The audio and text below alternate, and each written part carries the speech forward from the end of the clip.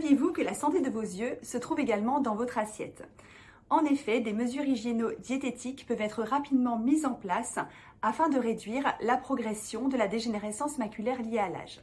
Il est important tout d'abord de respecter les recommandations du Programme national nutrition santé qui vise à conseiller une alimentation variée et équilibrée, à favoriser des modes de cuisson sains et notamment des modes de cuisson à la vapeur, à l'étouffée et notamment au niveau de la cuisson des légumes, ce qui va permettre d'éviter d'altérer les nutriments. Par ailleurs, il est recommandé de consommer 5 portions de fruits et légumes par jour et également 2 portions de poissons ou produits de la mer par semaine et peut-être même un peu plus si on est atteint de DMLA.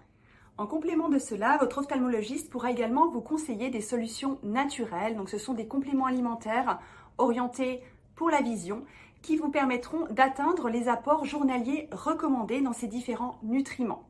Parmi les différents nutriments que l'on va retrouver, on va retrouver bien sûr des oméga 3, des vitamines, des minéraux ou encore des pigments caroténoïdes qui vont être essentiels pour le bon fonctionnement de la rétine et plus généralement de votre vision. Alors bien sûr, tous ces nutriments peuvent être retrouvés au sein de l'alimentation. Et tout d'abord, la vitamine C. Alors la vitamine C, on va la retrouver dans les agrumes, dans les fruits rouges, dans les fruits exotiques ou encore dans des légumes un peu à soupçonner tels que le poivron ou le persil. On a également un autre antioxydant important, il s'agit de la vitamine E. La vitamine E, on va la retrouver plutôt dans les corps gras et notamment dans les huiles telles que l'huile d'olive ou encore l'huile de germe de blé qui est une des plus concentrées en vitamine E. La vitamine E peut aussi se retrouver dans tout ce qui est oléagineux, donc dans les noix, les noisettes, les amandes, les noix de pécan et également dans les avocats. Il faut savoir que ces deux antioxydants, la vitamine C et la vitamine E, ils vont être essentiels pour lutter contre le stress oxydatif et en particulier le stress oxydatif qui va se dérouler au sein de la rétine. Alors quand on parle des antioxydants, il y en a également un autre qui est cette fois-ci un oligoélément, il s'agit du zinc.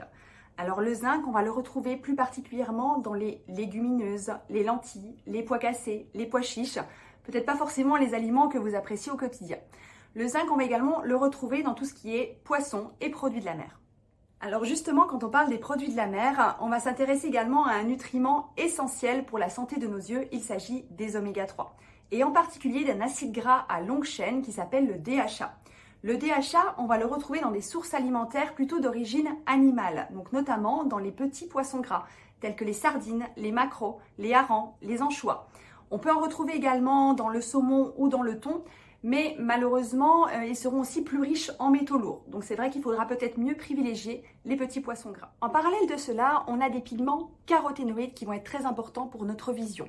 Il s'agit de la lutéine et de la zéaxanthine, qui vont jouer à la fois le rôle d'antioxydant pour la rétine et de filtre contre la lumière bleue. En effet, ce sont des pigments qui vont être vraiment constitutifs de notre rétine et qui vont lui donner sa couleur jaune-orangé.